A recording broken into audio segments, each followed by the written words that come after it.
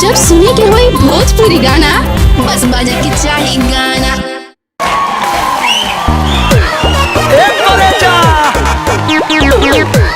ए हो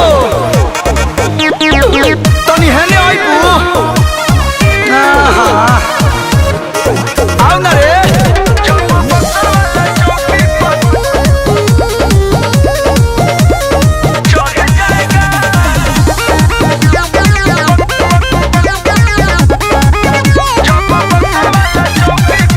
आइल बड़ा नाच देखे नाच देखा चढ़ली जवानी में नया आँख से का जवानी में बेमानी होता।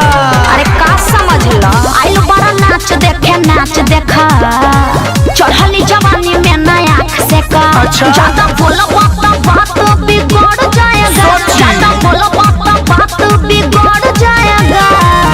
अभी पता नहीं क्या कि कौना जिला से पाला पड़ल बा। कौना जिला हो?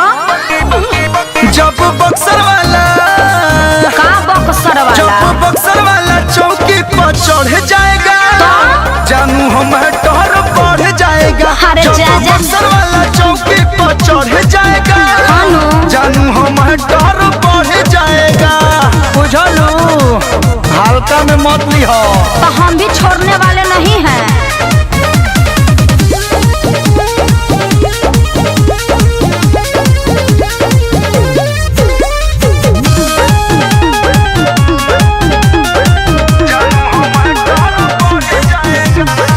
उमर बकाच तू तो गरम बुझाला, सबका से ज्यादा करत बड़ा हाला।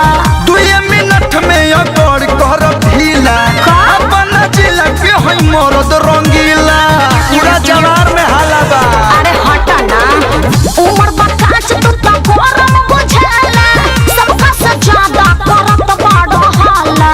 2 मिनट में अगर कर ढीला कैसे? अपन जिला के होई मरद रंगीला। सुना रह प्यार से गाड़ी लड़ जाएगा, रह प्यार से गाड़ी लड़ जाएगा।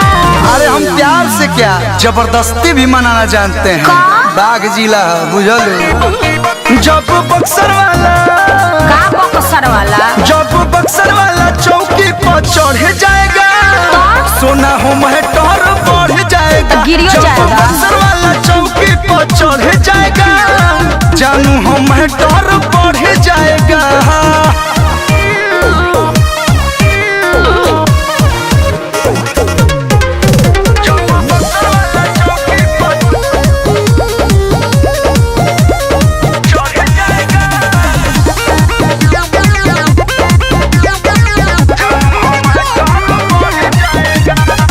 दे दो डिटेल उठवा ले हम खड़े, सोनू सरगम दबंग यार पाड़े।